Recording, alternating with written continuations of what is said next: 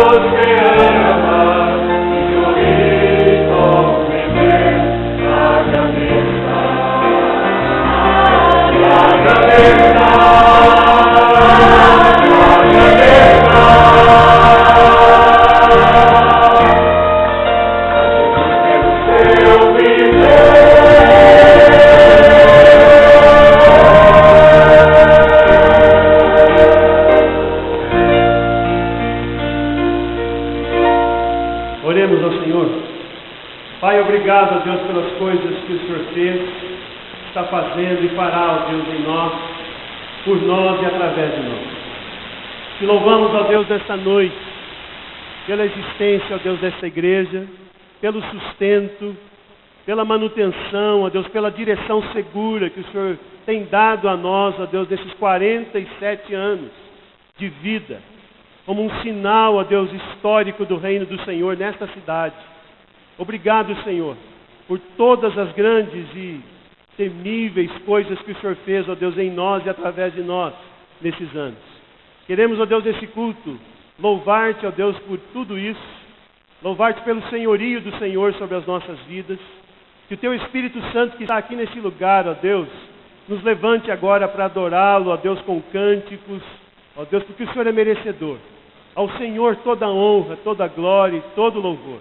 Receba cada parte deste culto, desde o primeiro cântico, ó Deus, de abertura, até, ó Deus, a nossa confraternização ali no salão. Tudo isso, ó Deus, em honra, em glória, em louvor, ó Deus, ao teu santo e bendito nome. É assim que oramos, em nome de Jesus. Amém e amém. Nos coloquemos em pé. Vamos louvar ao Senhor.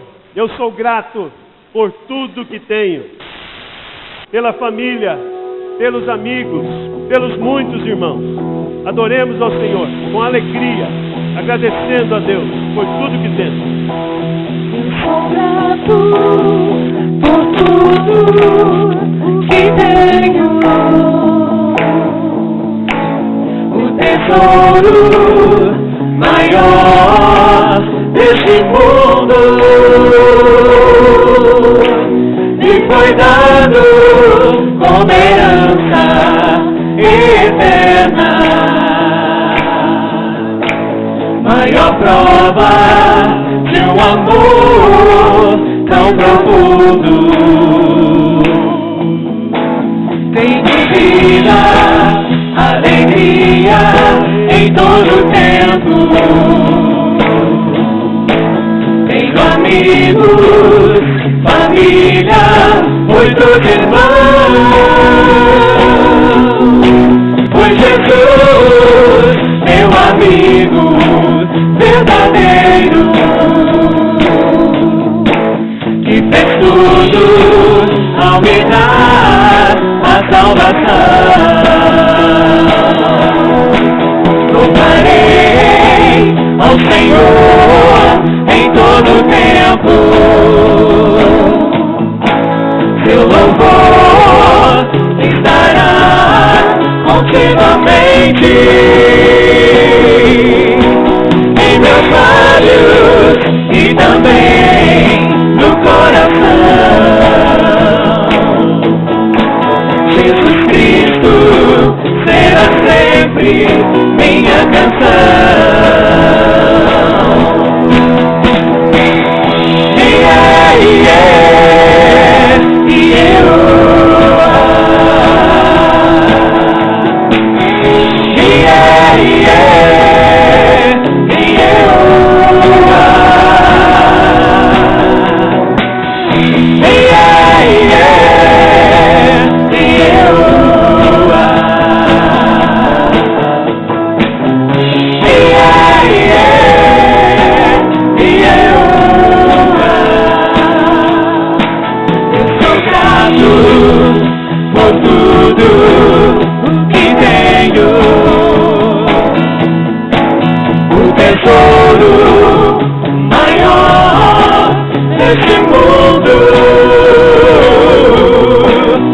Foi dado como herança eterna,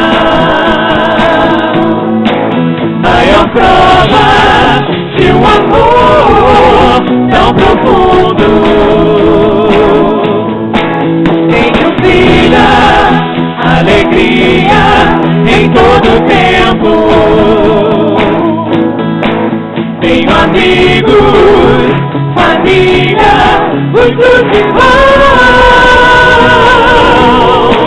Pois Jesus, meu amigo verdadeiro, que fez tudo ao me dar a salvação. Louvarei ao Senhor em todo tempo. Seu louvor estará continuamente em meus lábios e também no coração. Jesus Cristo será sempre minha canção. Yeah, yeah.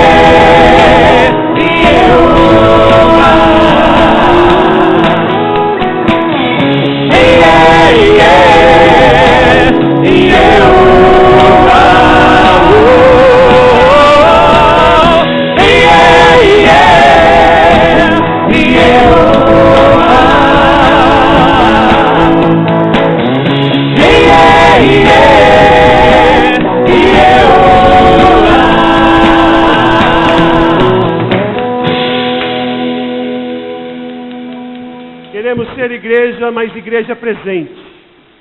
Uma igreja que seja de fato e de verdade proclamadora do Evangelho, luz para toda a gente, misericórdia, graça, corpo vivo de Cristo, presente de Deus para a humanidade. É esse tipo de igreja que nós desejamos ser. Então cantemos com alegria esse cântico, fazendo dele também a nossa oração. Senhor, essa é a igreja que nós desejamos ser. Sempre uma igreja presente, sinal do reino nessa cidade. Cantemos com alegria.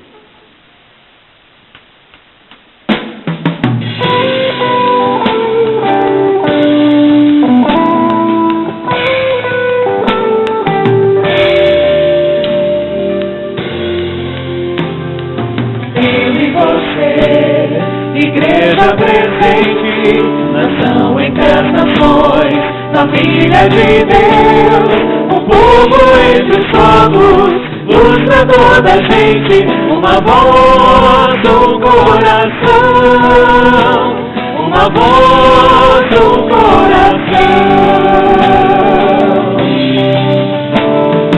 Isso é esperança de um mundo melhor, sol da justiça brilha em nós, o teu mandamento importa obedecer, de ser luz resplandecer,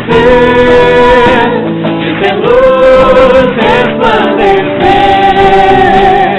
Chegou a nossa hora de ser parte da história, Deus vai ir avante, sair e proclamar. Cristo Jesus é o Senhor, a Ele toda glória e louvor. Cristo Jesus é o Senhor, a Ele toda glória e louvor.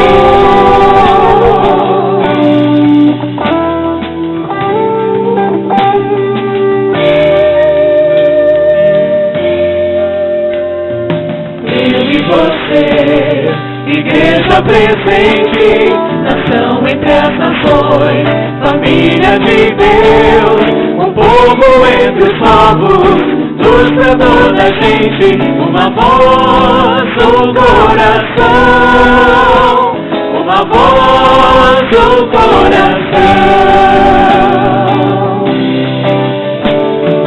Cristo é esperança de um mundo melhor, sol da justiça brilha em nós, o seu mandamento importa obedecer, de ser luz resplandecer, de ser luz resplandecer. Chegou a nossa hora de ser parte da história, Deus vai ir avante, sair e proclamar. Cristo Jesus é o Senhor, a Ele toda glória e louvor.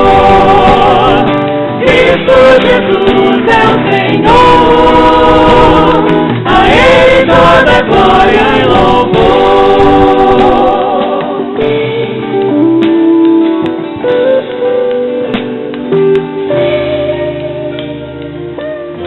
A igreja pode assentar um minutinho. Nós vamos fazer agora um momento chamado testemunho compartilhado. Não é um momento de oração, é um momento de verbalização. Você vai tentar completar a frase: eu louvo a Deus pela igreja do Calvário, porque... Eu acho que todos nós temos N motivos para louvar a Deus por esta igreja. Então eu queria que você se juntasse aí com alguém, com duas ou três pessoas, e louvasse a Deus, dissesse um para o outro: eu louvo a Deus pela igreja do Calvário, porque aqui eu fui acolhido, porque aqui eu nasci em Cristo. Enfim, o que Deus colocar, o que o Espírito Santo colocar no seu coração. Então junte aí em família, dê preferência ao nosso visitante também, saia do seu lugar se alguém está nos visitando. Um momento breve de testemunho. Não está aí?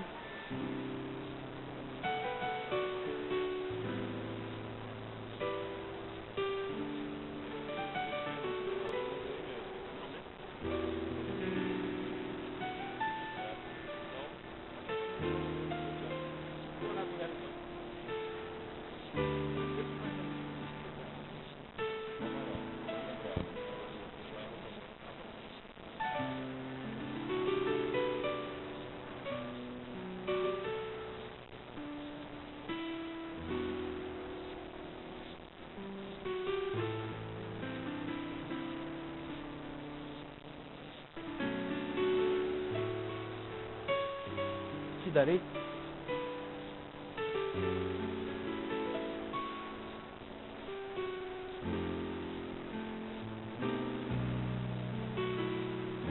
Glória a Deus, temos muitos motivos para dar glória ao Senhor, para agradecer ao Senhor por essa igreja. Hoje de manhã eu fui aqui com o Rafael e disse a ele: Rafael, eu louvo a Deus pela igreja do Calvário, porque Deus me deu o privilégio de conhecer tanta gente. Uma igreja bonita, uma igreja saudável, e fui tão bem recebido por vocês. Louvei a Deus pelo Calvário por isso. Eu não conheço a história de vocês, esses 47 anos. Eu tenho 5 meses aqui com vocês. Mas eu louvei a Deus nesses 5 meses por esse acolhimento, por essa saúde que eu percebi em vocês. Eu percebi que Deus já estava aqui muito tempo antes de eu chegar. E gostoso isso. A gente visitar uma igreja, a gente chegar numa igreja e ver uma igreja saudável. Uma igreja vibrante, uma igreja com seus problemas, com seus dilemas, dilemas do ser humano, problemas do ser humano, mas saudável espiritualmente, uma visão gostosa, uma visão de reino. Irmãos, louvemos ao Senhor pela igreja presbiteriana do Calvário. Não incentivo você a fazer visita em igreja nenhuma, especialmente aos domingos, seu lugar é aqui. Mas nós pastores que andamos por aí, a gente fala de moto próprio, a gente fala com conhecimento de causa. Conhecimento de causa. Vai por mim, essa igreja é vibrante. Essa igreja é de Jesus. Louvamos a Deus. Por isso, te darei todo louvor e toda adoração, Senhor. Nos coloquemos em pé e cantemos esse último cântico de adoração, de louvor ao nosso Deus.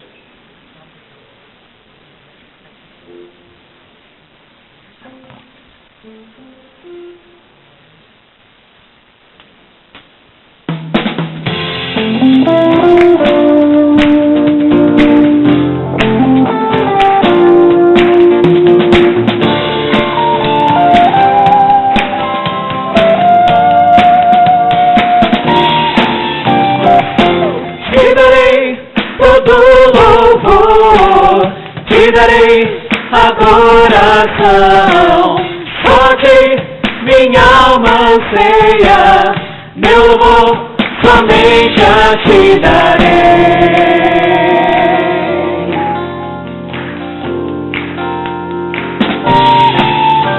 Te adorarei, de todo coração, com toda força. Te louvarei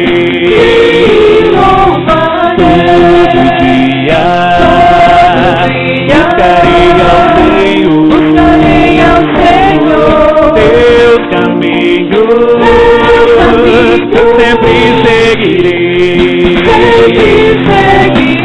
te darei todo louvor, te darei adoração, só de minha alma anseia, meu amor somente a te darei.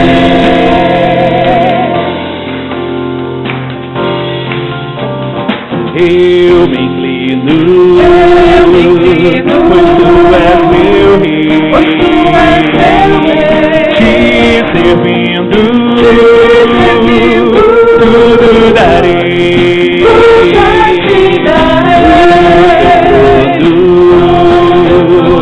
Eu quero contemplar e pra sempre em te confiar. Te darei todo louvor, te darei adoração, só que minha alma anseia, meu amor somente a te darei. Te darei todo louvor, te darei adoração, só que minha alma anseia, meu amor somente a te darei. Te darei todo louvor, te darei adoração, só que minha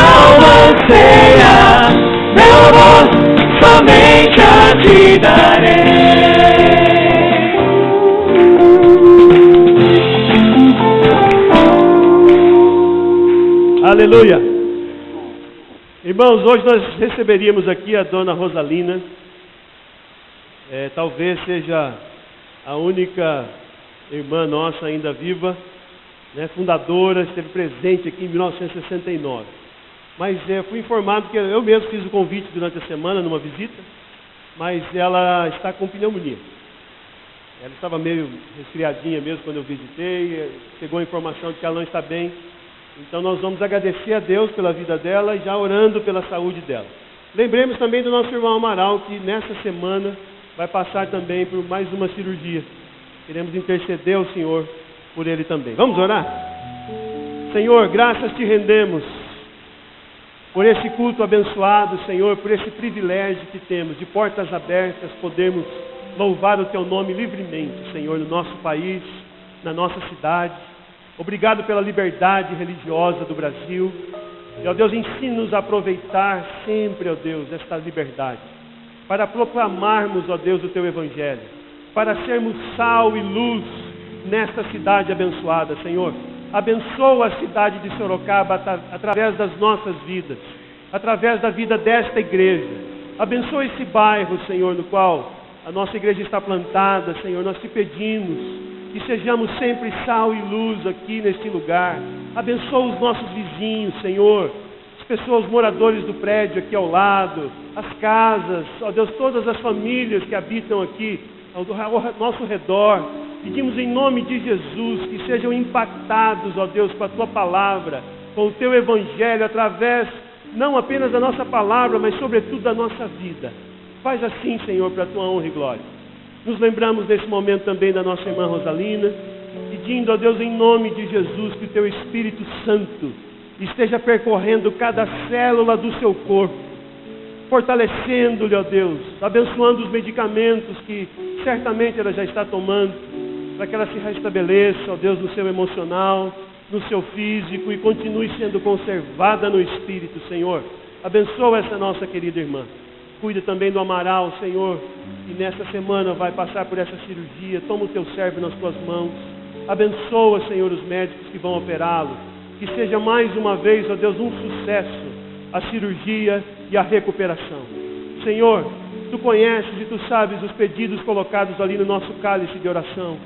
Senhor, olha, atende, ó Deus, segundo a tua santa, bendita e perfeita vontade, Senhor. Faz assim, porque tu és um Deus maravilhoso, misericordioso e benigno. Nós te louvamos, Senhor. Faz-nos assentar em paz agora, para ouvirmos a tua palavra. Em nome de Jesus. Amém, Senhor. Amém. A igreja pode se assentar.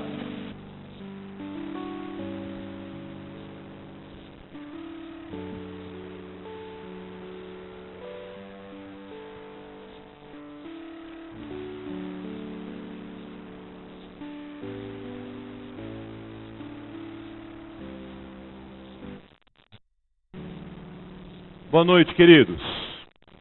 Graça e paz no Senhor Jesus. Amém? Amém. Parabéns à Igreja Presbiteriana do Calvário e toda a honra e toda a glória ao nome de Jesus pelos 47 anos de vida, de caminhada, de ministério, de missão neste lugar, na cidade de Sorocaba, no mundo.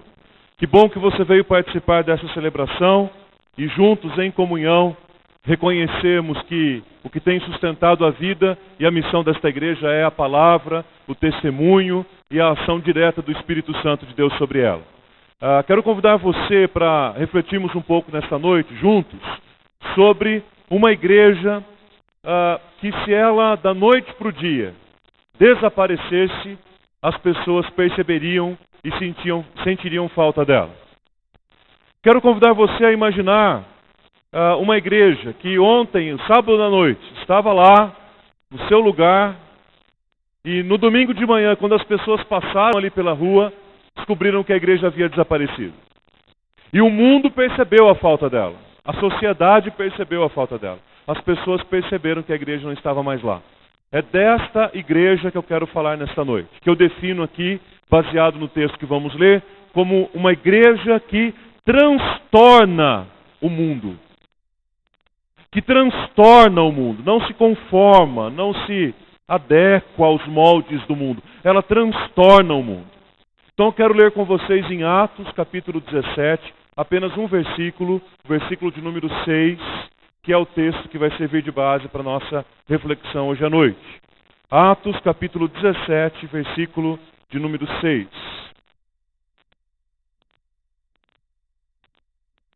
A palavra do Senhor nos diz assim: os judeus, não os encontrando, se referindo a Paulo e Silas, arrastaram Jason e alguns irmãos perante as autoridades, clamando: estes que têm transtornado o mundo chegaram também aqui, os quais Jason hospedou. Vamos ler todos juntos, apenas esta parte que está em vermelho aí no texto, aqui na tela? Vamos ler juntos? Esses que têm transtornado o mundo chegaram também aqui. Que legal, que interessante. Feche os seus olhos mais uma vez e vamos falar com o Senhor numa palavra de oração. Agradeço a Deus pela oportunidade de você estar aqui, de fazer parte desta história. Pode ser que você faz parte da história lá do começo para cá. Pode ser que você seja o mais recente a fazer parte dessa história. Agradeço ao Pai pelas coisas que Ele fez. E agradeça por aquelas que Ele ainda fará. E peça ao Senhor que nesta hora fale ao seu coração. E que, se for possível, entregar a Deus e à igreja um presente nesse aniversário, que seja a nossa vida à disposição do reino para transtornar o mundo. Em nome de Jesus. Querido Deus, em nome de Jesus, nós te damos graças e te louvamos de todo o nosso coração, porque foi o Senhor quem nos reuniu aqui nesta noite. O Senhor tem o controle de todo o universo nas tuas mãos. Nenhuma gota, Senhor, da chuva cai sem que o Senhor saiba e consinta. Todo o universo, ó Deus, é regido pelas mãos do Senhor. Quanto mais nós, ó Deus, tão pequenos e frágeis que somos. Por isso, Deus, nesta hora, fala aos nossos corações, enche o nosso coração da Tua palavra bendita, leva-nos, ó Deus, a uma postura de transtornar o mundo pelo Evangelho, pela renovação da mente. E, ó Deus, faz esta obra na vida desta igreja aniversariante. Que, ó Deus, os anos que vierem sejam anos de fidelidade, de obediência, a missão, o chamado, a vocação, o propósito que o Senhor tem para ela. Fala, Senhor, ao nosso coração nesta noite. Nos redime nisso, ó Pai, na mesa do Senhor. Dá-nos a Tua bênção no tempo de comunhão. Toda a honra e toda a glória em nome do Senhor, Pai. No nome de Jesus. Amém e amém. Queridos, para compreendermos um pouco melhor esse texto que lemos de Atos 17, e consequentemente tudo aquilo que vamos compartilhar hoje à noite, é preciso conhecermos alguma coisa sobre Tessalônica, a cidade de Tessalônica, a cidade onde havia a igreja em que os discípulos de Jesus receberam essa carta que o apóstolo Paulo, Silas e Timóteo escrevem durante a sua segunda viagem missionária. Como os queridos sabem, o ministério do apóstolo Paulo e de seus companheiros de ministério foi marcado por 3 viagens missionárias.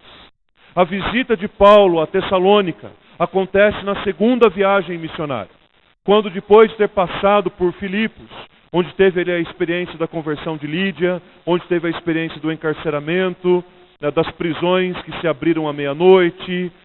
Paulo passou por Apolônia, por Anfípolis, e depois ele foi para uma cidade chamada Tessalônica.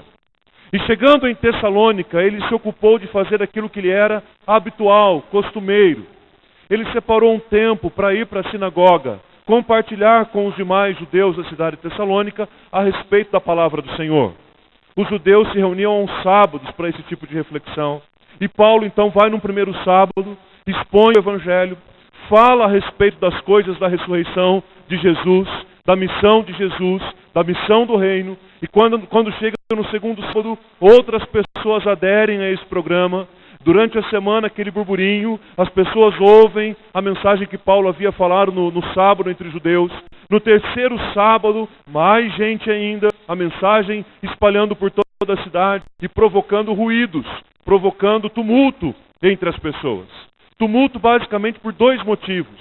O primeiro motivo é que a pregação de Paulo era o inaugurar de uma nova religião, ou era um confronto direto com a própria religião dos judeus. Então, quando eles ouviram a respeito da mensagem de Jesus, Jesus apresentado como Messias, ressurreto, o Filho de Deus, aquilo provocou num primeiro momento um escândalo no coração dos judeus. Segundo, aquela mensagem pregada aos sábados pelo apóstolo Paulo também incomodou os judeus por conta do evento da crucificação, da prisão e da crucificação de Jesus, porque pairava ali a expectativa de quem poderia ter sido o culpado por aquilo, e boa parte dessa culpa recaía necessariamente sobre os judeus. Então os judeus acolheram isso, ou melhor, tiveram resistências no acolhimento desta mensagem durante aqueles 3 sábados que o apóstolo Paulo pregou ali. E aí, queridos, não foi só uma reação de resistência. Basicamente 2 reações aconteceram. Primeiro, uma reação de resistência. Primeiro, uma reação de escândalo. Primeiro, uma reação de tumulto. O tumulto foi tanto que a palavra do Senhor nos diz que juntaram aqueles da turba, aqueles da bagunça, aqueles da bandalha, aqueles da bagunça, reuniram uma turba para perseguir Paulo, os seus companheiros, os servos e discípulos de Jesus que viviam em Tessalônica. Diz o texto ainda no versículo anterior ao que eu li, que juntaram, além dos da turba, juntaram também os ladrões, os bandidos, os malfeitores, e começaram, gente da malandragem, diz o texto, e começaram a perseguir os cristãos, e começaram a demonstrar uma rejeição clara àquilo que estava sendo ensinado. Foi nesse momento, gente, que a perseguição se intensificou. Foi nesse momento que a luta se intensificou. Aquele grupo que aderiu, aquele grupo que acolheu, aquele grupo que recebeu, saiu pregando o evangelho para outras pessoas. Saiu vivendo o reino de Deus. Porque quando lemos as cartas de Paulo aos Tessalonicenses, encontramos, num segundo momento, uma igreja forte, uma igreja estabelecida, uma igreja dando testemunho de Jesus, uma igreja se preparando para a volta de Cristo. Então os que acolheram a palavra não tiveram dúvidas, continuaram vivendo o reino de Cristo em Tessalônica.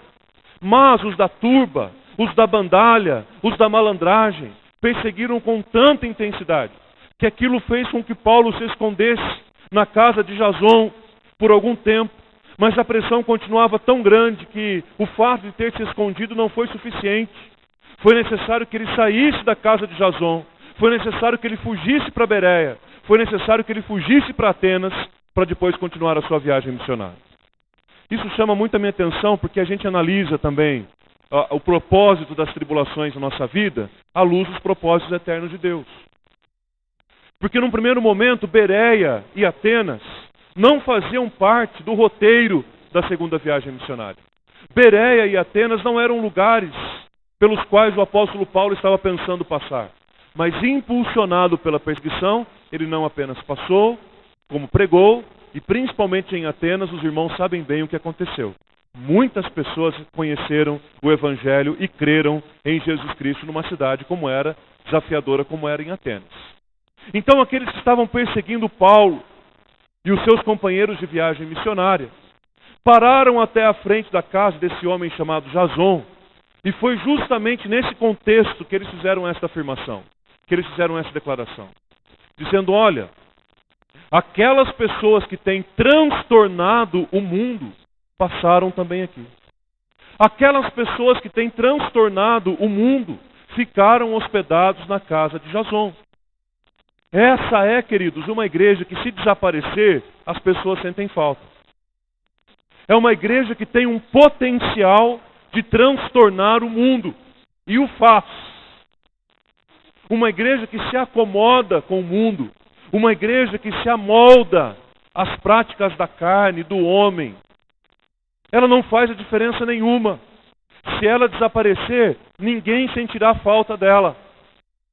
Mas uma igreja relevante, uma igreja abençoadora, uma igreja que transtorna o mundo, é aquela igreja que as pessoas passam diante dela, diante dela e dizem: aqui se congregam aqueles que têm transtornado o mundo. Igrejas que transtornam o mundo fazem falta se porventura desaparecerem. Por exemplo, transtornar significa, num primeiro momento, alterar a ordem. Transtornar significa fazer mudar. Transtornar significa incomodar. E é bom compreendermos o que transtornar significa, porque num primeiro momento a impressão que a gente tem é, pastor, nesse texto, transtornar é porque eles estavam influenciando positivamente ou transtornar porque eles estavam causando alguma confusão? Transtornar no texto tem esse sentido aqui. Eles estavam alterando a ordem.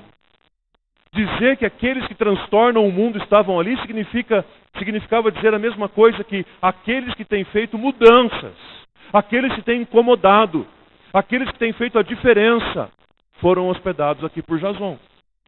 É importante compreendermos bem isso. Agora, deixa eu dizer uma coisa para os irmãos.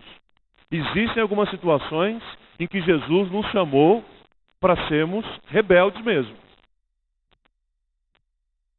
Rebeldes para o mundo, mas santos e irrepreensíveis diante de Deus.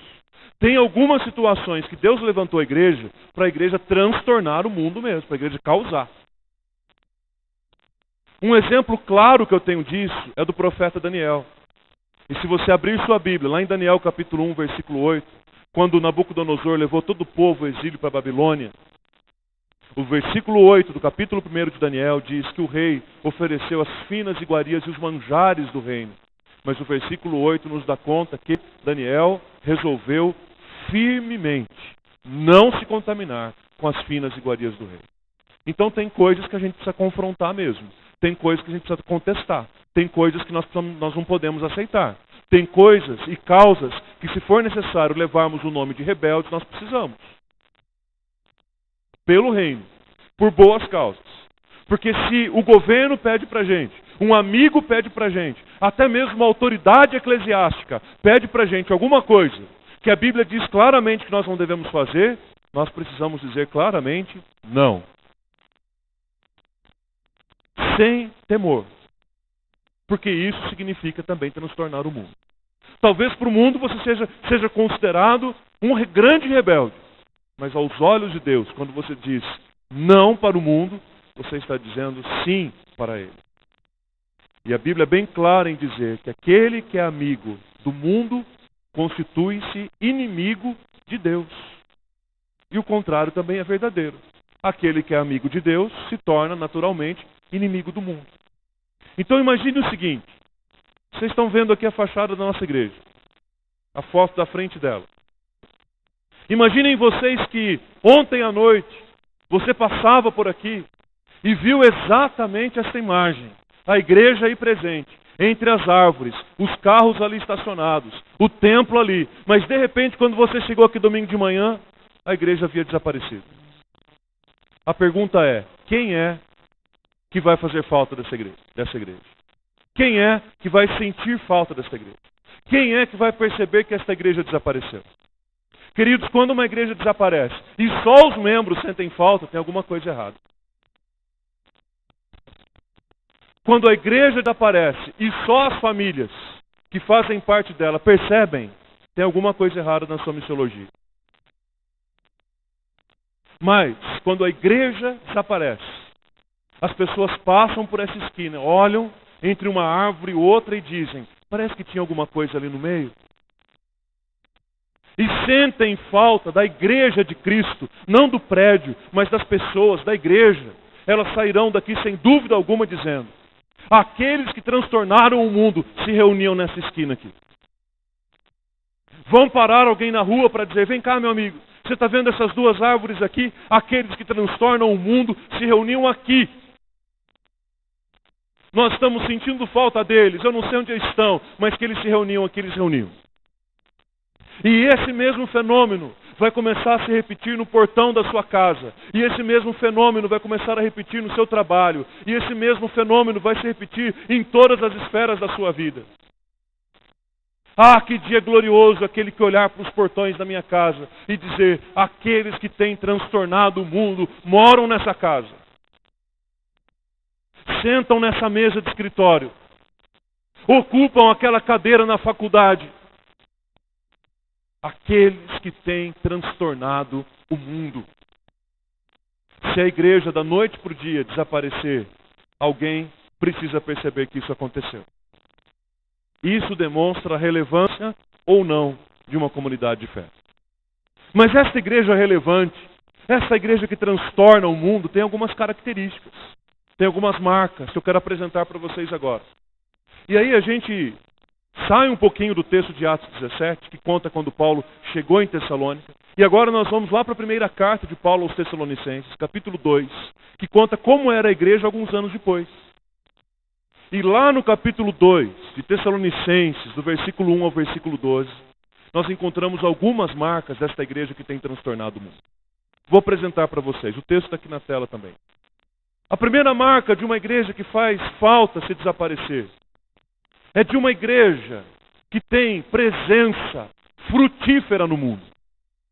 Lá em 1 Tessalonicenses, capítulo 2, versículo 1, o apóstolo Paulo nos diz que a passagem, a estada dele no meio do povo, não havia se tornado infrutífera. Pelo contrário, teria sido uma estada frutífera, gerado frutos, produzido, frutificado. Uma igreja que desaparece, as pessoas sentem falta dela, é uma igreja que frutifica. Porque frutificando, a gente dá aroma para a vida das pessoas. Frutificando, a gente dá sabor para a vida das pessoas. Frutificando, a gente dá alimento e vida para as pessoas.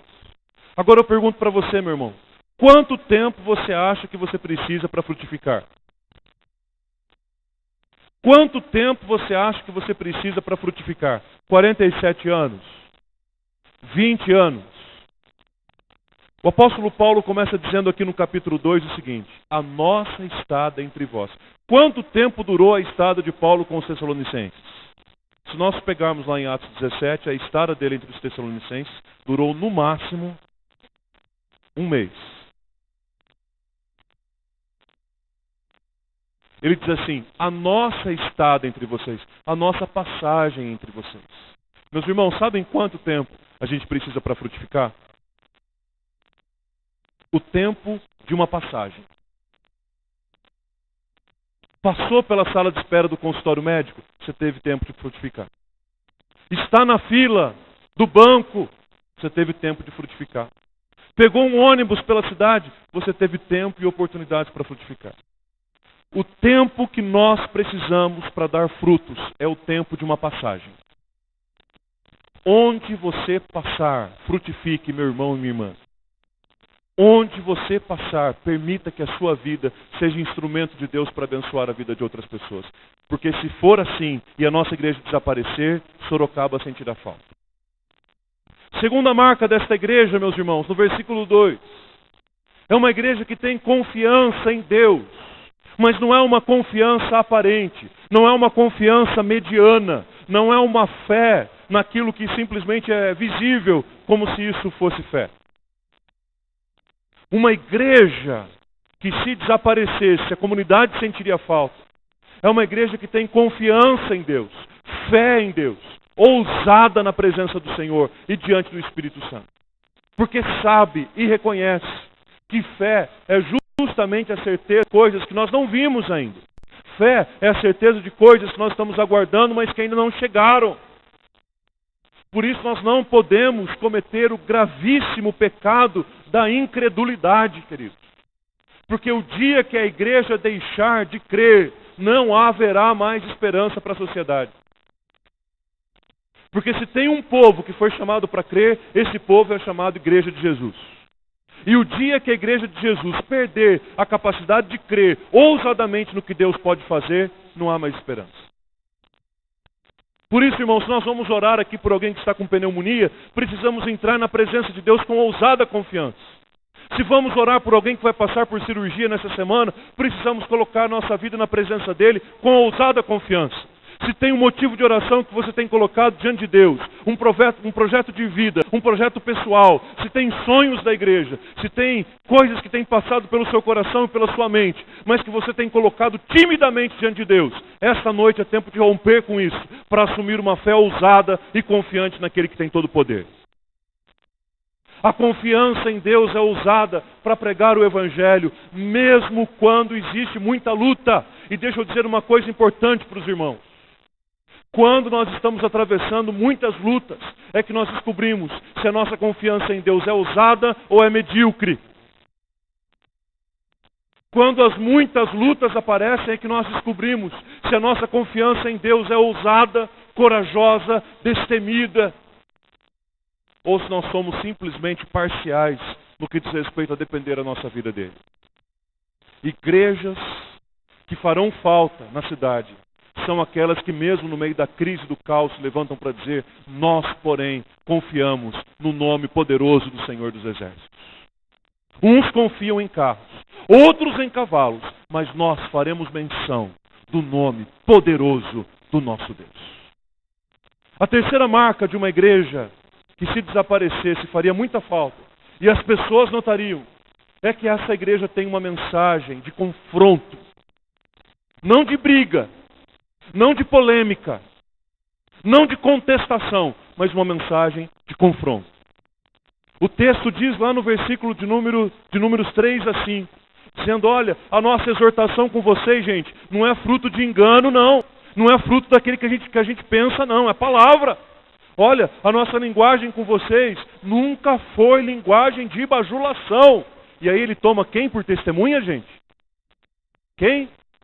Quais são as razões pela nossa vida que a gente tem coragem para tomar Deus por testemunha? Deus é testemunha, a gente não tem usado de bajulação com vocês. Sabe por que a igreja que transtorna o mundo tem uma palavra de confronto? Porque só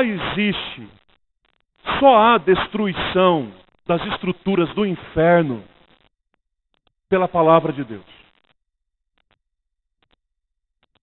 E a grande preocupação minha é que hoje em dia parece que a nossa evangelização está tão tímida, tão amedrontada.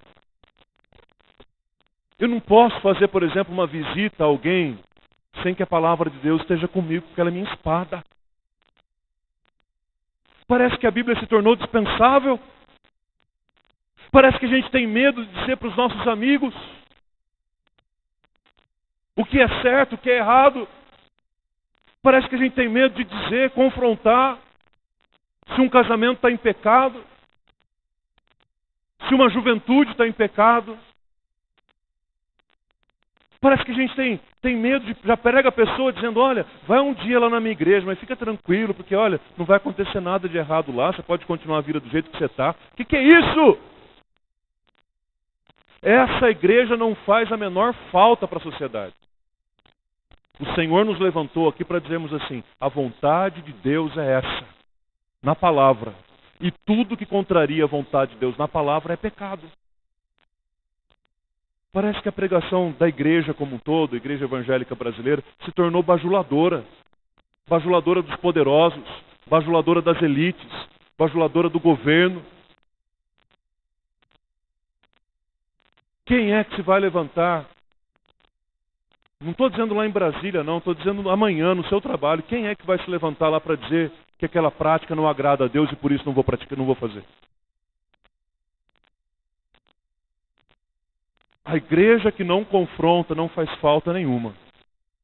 Mas a igreja que confronta com a palavra e pela palavra, leva a verdade, Jesus Cristo, em amor. Porque, meu irmão, deixa eu dizer uma coisa para você. Se for para você sair por aí como o arauto da sua própria verdade, é melhor que você não saia.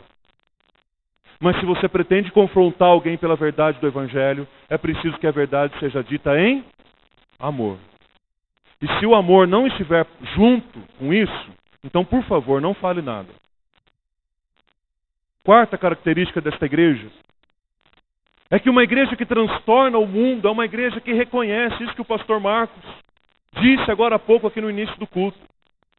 Nós não temos a menor dúvida, queridos, em afirmar que toda honra, toda glória, todo louvor, todo reconhecimento de 47 anos de história, nós entregamos e tributamos única e exclusivamente ao nosso Deus Todo-Poderoso.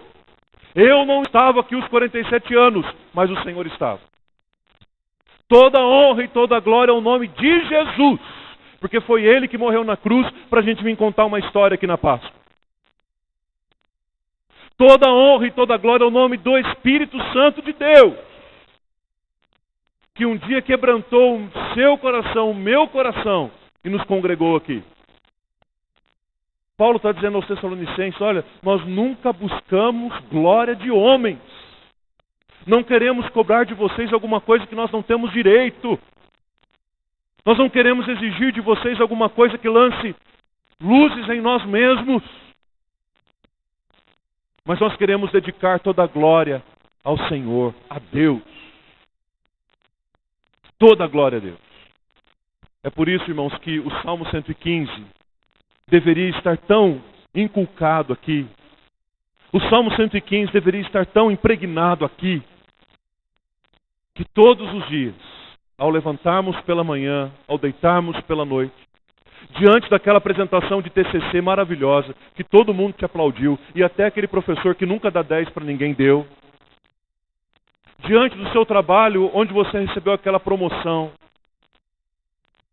na sua casa, quando você fez alguma coisa louvável, naquela festa que organizaram surpresa para comemorar algum feito seu, onde você entra e todo mundo bate palma para você, grita o seu nome, quase joga você para o alto. Todas as vezes em que isso acontecer, o Salmo 115 deveria pular da nossa boca. Para dizermos, não a nós, Senhor, não a nós, mas ao teu nome da glória. Por amor da tua misericórdia e da tua fidelidade. Não a nós, Senhor, não a nós, mas ao teu nome da glória. É isso que, como igreja do Calvário, nós queremos reafirmar nesta noite. Toda a honra e toda a glória por tudo o que aconteceu aqui nesses 47 anos é ao nome do Senhor. Se erramos, e erramos tantas vezes, o Senhor tem tido misericórdia de nós. Se acertamos, toda a honra e toda a glória ao nome dele. Quinta marca de uma igreja que transtorna o mundo é que essa igreja que transtorna o mundo oferece ao mundo um amor. Amor sacrificial. Porque isso é amor, na verdade. O amor não é sentimento, gente. O amor não é conceito. O amor é muito mais do que isso. O amor é a entrega. O amor é o sacrifício. Notem o que o texto diz lá nos versículos 7 a 9. O apóstolo Paulo está dizendo assim, olha, nós fomos capazes de entregar para vocês, não apenas o Evangelho, mas igualmente, se necessário, a nossa própria vida, para ver o Evangelho na vida de vocês. E olha que nós estamos falando aqui de um contexto literal. Entregar a própria vida aqui no Novo Testamento era entregar a própria vida mesmo. Pedro morreu assim, Tiago morreu assim, Paulo morreu assim, Estevão morreu assim, e tantos outros irmãos nossos e irmãs morreram assim. Então, quando ele diz, olha, eu estou preparado, pronto, disposto a entregar a minha própria vida para que eu veja a vida do reino em você, ele está oferecendo amor sacrificial. Nós estamos fora de um contexto como daquele do Iraque e da Síria que vimos alguns domingos atrás, no domingo da igreja perseguida. Que bom. Podemos louvar a Deus por isso. Então, talvez não seja necessário você dizer assim, olha, se preciso for, eu dou literalmente a minha vida para que alguém conheça o Evangelho. Não é nesse ponto que você está sendo colocado. Embora você possa estar disposto e desejoso disso também. Principalmente se essa pessoa a quem você sonha ver rendida aos pés de Jesus é alguém que você ama muito. É alguém que é muito importante para você. Então, o que a gente pode oferecer como sacrifício da nossa vida, do nosso coração, para que alguém conheça o Evangelho? Qual o preço que nós podemos pagar? Ok, eu não preciso abrir mão da minha vida, mas eu posso abrir mão do meu tempo, eu posso abrir mão do meu recurso, eu posso abrir mão dos meus dons, eu posso dispor mão de tantas coisas para que o reino de Deus seja conhecido.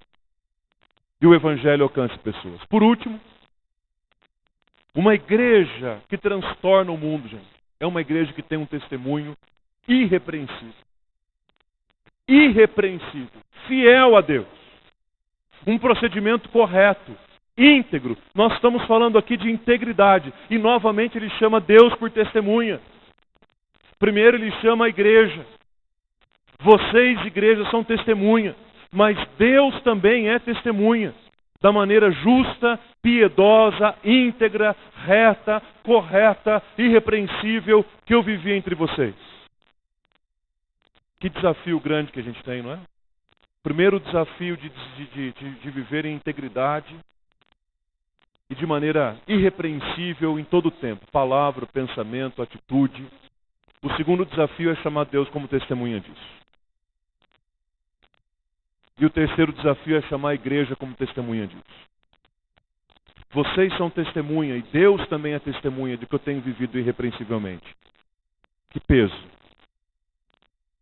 Mas esta palavra irrepreensível, na língua, na teologia do apóstolo Paulo, na língua grega em que o Novo Testamento foi escrito, foi emprestada uma palavra do grego comum para aplicar aqui no texto. E quando aparece a palavra irrepreensível nos textos de Paulo, ele usa várias vezes esse conceito. Era a mesma palavra na língua grega que alguém usava para descrever uma panela que não tinha cabo. Conseguiu visualizar aí uma panela sem cabo? Não me refiro a uma mala sem alça. Eu me refiro a uma panela sem cabo. E o que isso tem a ver com ser irrepreensível? Você pega a panela sem cabo, coloca o alimento ali para cozinhar, aquela feijoada, e põe ela no fogo e ela fica ali cozinhando por horas. E depois ela fica pronta. Como é que você pega essa panela?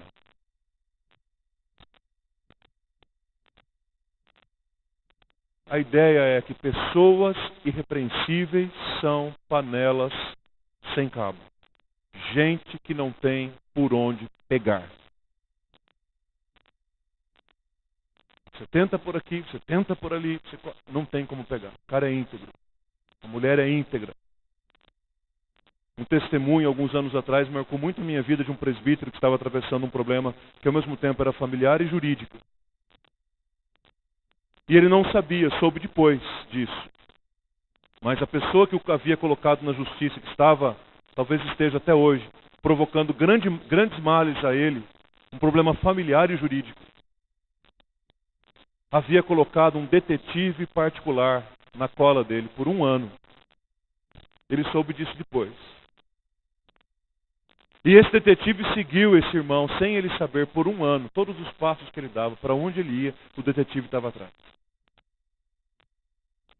Passado 1 ano de investigação, o detetive voltou para aquele que o havia contratado, que estava processando lá o irmão, o presbítero, e disse para ele o seguinte: eu passei 1 ano atrás desse homem e não encontrei nada que a gente pudesse usar contra ele no processo. Revirei as suas contas e não achei caixa 2, não achei nenhum problema nas contas da empresa. Andei com ele, atrás dele, não encontrei nenhuma amante. Não encontrei nenhum passo que essa pessoa deu que agora pudesse prejudicá-lo nesse processo. E é óbvio que com isso nós estamos longe de considerar que esse irmão é um impecável. Ele próprio sabe e tem consciência disso. Mas publicamente, com um detetive na cola, esse irmão não provocou nenhuma atitude que pudesse envergonhar o nome de Cristo na sua vida naquele período. Gente irrepreensível não tem por onde pegar. Uma igreja irrepreensível não tem por onde pegar. Quero terminar com uma frase muito boa, brilhante, que é de minha autoria. Eu sempre dou crédito, para os autores que eu cito aqui, essa é minha mesmo. Mas que nos leva a pensar um pouquinho se nós temos sido uma igreja que transtorna o mundo ou não. Gente, não tem melhor momento para a gente pensar isso que um aniversário, né? Aniversário não é aquele momento que a gente para refletir. Eu tenho um pastor conhecido, foi meu professor, um homem assim, de grande importância na minha vida. Todo aniversário ele lê, por exemplo, o livro de Provérbios. Todo ano ele acorda de manhã, a primeira coisa que ele faz é ler o livro de Provérbios. Aniversário não é esse momento da gente repensar, não é esse momento da gente... Então, o aniversário da igreja é o momento da gente repensar também. E essa frase, essa colocação diz assim: o Brasil precisa de uma igreja capaz de transtornar Vivemos num contexto onde tudo se torna manifesto, desordem e termina em violência, mas sem apresentar soluções que resultem em mudanças efetivas. Hoje em dia tem protesto para tudo. Qualquer coisa, protesto. Milhões de pessoas protestando em prol de alguma coisa. Aquela coisa acontece. Aí tem milhões protestando em prol do contrário daquilo. Tudo virou manifestação.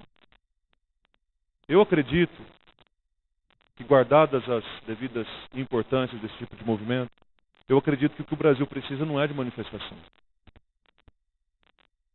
Eu acredito que o Brasil precisa de menos manifestações e de mais posturas que transtornam, desconcertam e desorganizam as estruturas humanas, carnais e demoníacas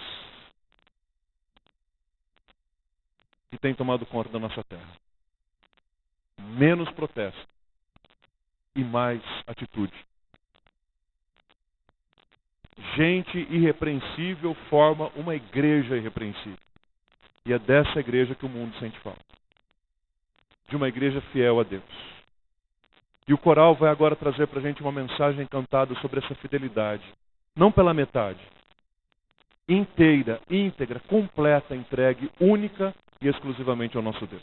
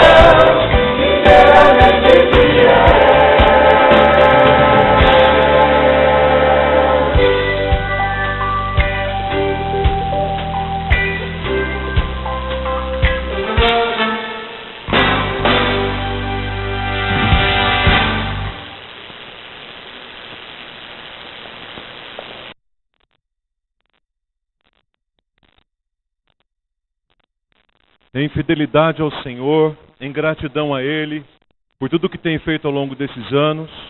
Eu quero convidar os presbíteros para virem à mesa.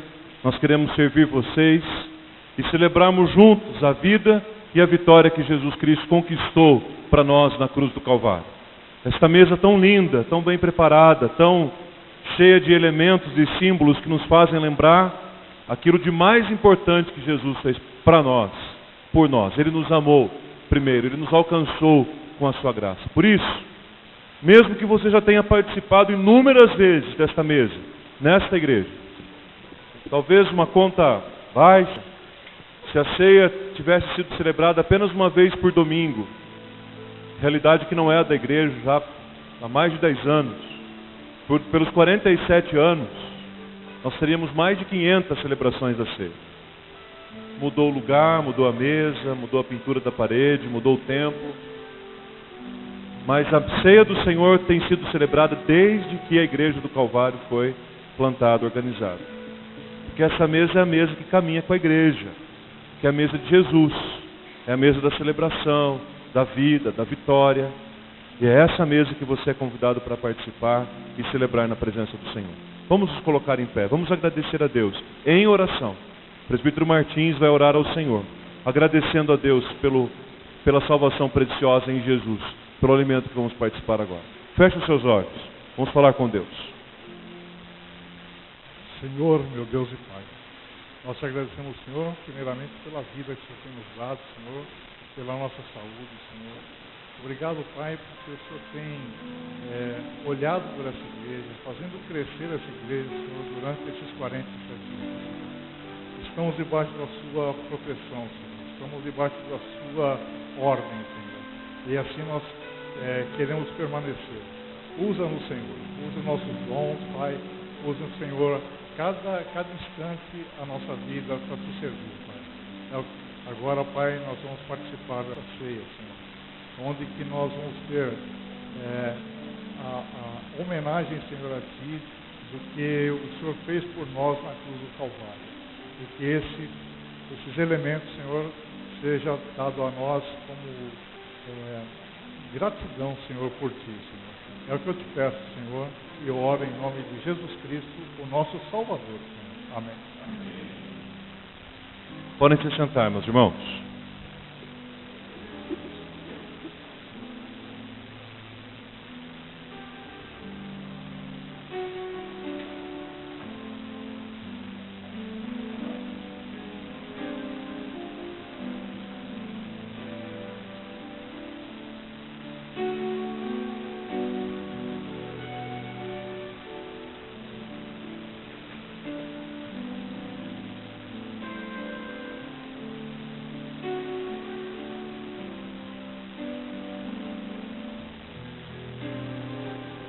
Queremos convidar você para comer o pão, para beber o cálice. Você que nasceu de novo em Jesus, foi batizado numa igreja evangélica, está em plena comunhão com Deus e com o seu povo. Esta mesa é a mesa da vida, da vitória, a mesa da gratidão. Te damos graças, Senhor, por esses 47 anos de vida e ministério desta igreja. Você que vai participar nesse momento, por favor, se coloque em pé. Após ter recebido os elementos, se assente e aguarde em oração para que no final comamos e bebamos juntos. Por favor, se coloquem em pé.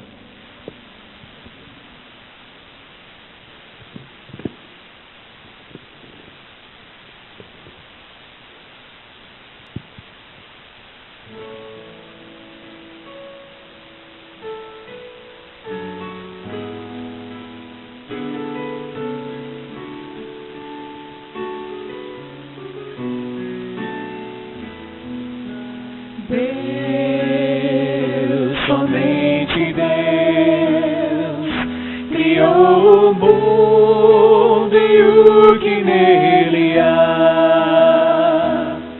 O ser que pode respirar existe para mostrar a glória do Senhor. Deus, somente Deus, seus mistérios pode revelar, os seus desígnios que jamais um dia dia conheceu, pois Deus, somente é Deus,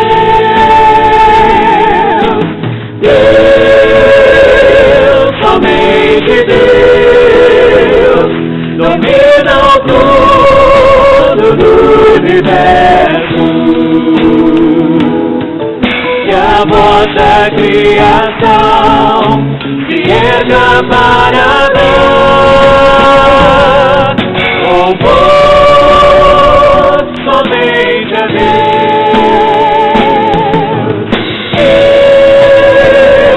somente Deus, domina o trono do universo.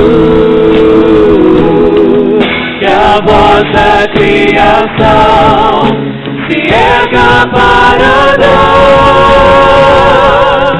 louvor somente a Deus,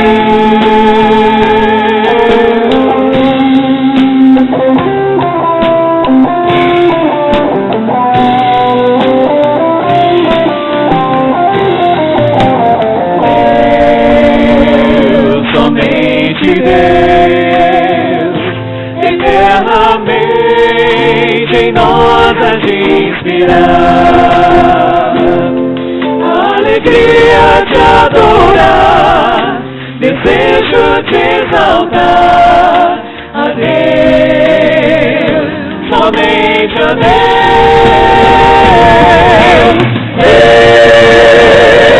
somente Deus, domina o todo do universo. E a voz da criação se erga para dar louvor somente a Deus, Deus, somente Deus, domina o todo do universo. Que a voz da criação se erga para dar louvor somente a Deus.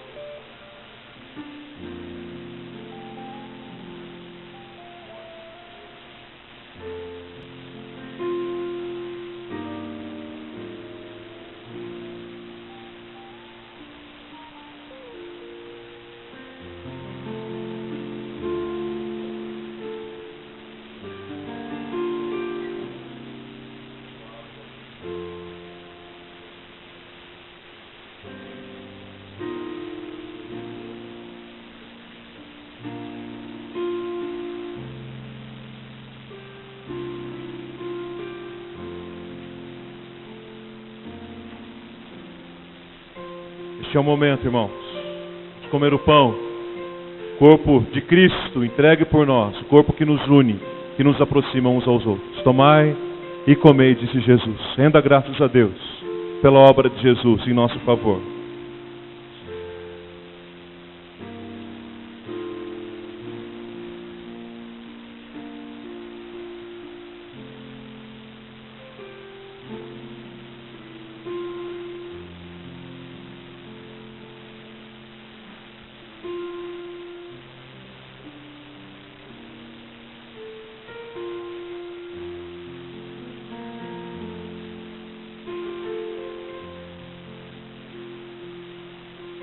Por semelhante modo, depois de haver ceado, Jesus tomou também o cálice e, tendo dado graças, repartiu entre os discípulos e o bebeu, dizendo: tomai e bebei. Esse sangue é o sangue da nova aliança, derramado em favor de muitos para a remissão dos pecados. Bebei dele todos.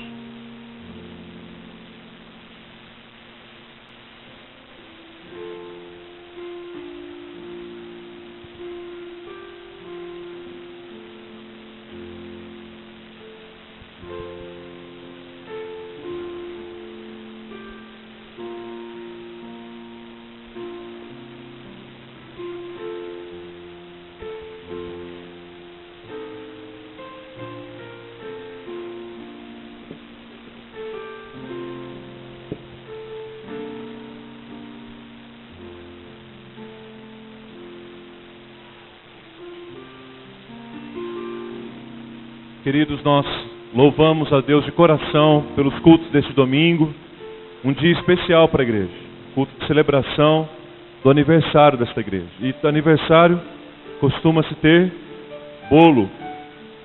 E nós convidamos todos vocês para que não vão embora rapidamente, depois do culto. Aguardem, vamos juntos aqui para o salão de convivência, já está tudo preparado, não vai tomar muito o seu tempo, mas o tempo de comunhão lá é tão precioso. Então nós vamos combinar o seguinte: terminada aqui a oração e a bênção, nós vamos para o salão. Já peço que os presbíteros e os diáconos já se posicionem lá próximos a uma mesa, porque lá nós vamos orar, agradecendo a Deus pelo alimento e agradecendo a Deus por essa bênção do aniversário, pelos irmãos que prepararam tudo lá para nós. Terminado esse momento de oração, de gratidão a Deus, as mesas já estão servidas e será bem prático para que todos se sirvam satisfatoriamente, passem um tempo ali em comunhão também. Então aguardem apenas esse momento de oração para comermos todos juntos também lá no salão. Os pais que têm crianças do Ministério Infantil poderão pegar os seus filhos aqui embaixo, no térreo, tá? Então a dica é: pegue o seu filho primeiro e depois vai lá para o bolo, tá bom? Os professores estão contando com isso. Mesmo porque você também leva ele para comer o bolo, a família toda participa. Por falar em aniversário da igreja, domingo que vem, dia 12 de junho, dia dos namorados. Você vai passar o dia dos namorados aqui, irmão, na presença do Senhor. Depois você leva para almoçar, para jantar, né? Domingo que vem é um domingo especial para a igreja. Nós vamos receber aqui o Ministério Vineyard Piratininga. É um ministério de louvor, de adoração, muito conhecido. Um ministério não é apenas no Brasil, é um ministério que é em diversas partes do mundo. E nós teremos esse privilégio de recebê-los nos 2 cultos, domingo que vem, cultos diferentes, tá bom? Culto da manhã e culto da noite, excepcionalmente, domingo que vem, diferentes. Dias 18 e 19 à noite, um musical infantil, um musical muito bonito, está sendo preparado com muito carinho, tenho certeza que os irmãos vão se surpreender. Reserve essas 2 noites para você participar. No dia 19, na hora do almoço, teremos um almoço de confraternização. Você pode comprar o seu convite com a Neia, pessoal da cantina missionária ali, por R$25 por pessoa. Vai ser uma bênção esse almoço. E o valor revertido no almoço vai ser investido no Recanto Shekinah, que é o acampamento da nossa igreja. E no último final de semana, de junho, uma parte da igreja estará no encontro de casais e a outra parte estará aqui, nos cultos dirigidos pelos ministérios dos jovens, dos adolescentes, e mostrando a força jovem da igreja. Crianças no domingo seguinte a força dos jovens e dos adolescentes, que a igreja do Calvário é uma igreja jovem ainda. Quem acha que 47 é jovem aqui? Isso aí, galera. Isso aí mesmo, firmeza. Novo de tudo. Tem muita lenha para queimar. No encontro de casais a gente teve algumas desistências. Então, se tiver algum casal que ainda não se inscreveu, mas quer se inscrever, fale hoje com o Martins e com a Tânia, que eu tenho certeza que vai ser uma bênção para a sua vida e para a sua família. Vamos nos colocar em pé mais uma vez, vamos orar, vamos receber a bênção e vamos comer o bolo que nos espera.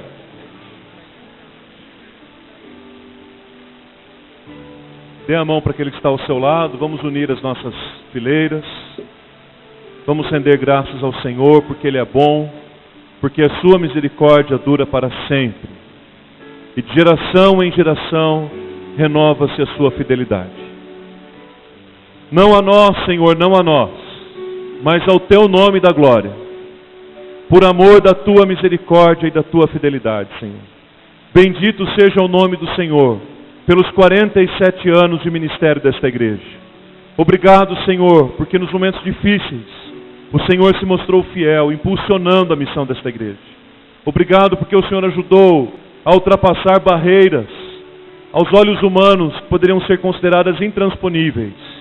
Mas nós estamos falando da Tua igreja, Senhor. Nós estamos falando do Teu reino. Estamos falando da Tua obra.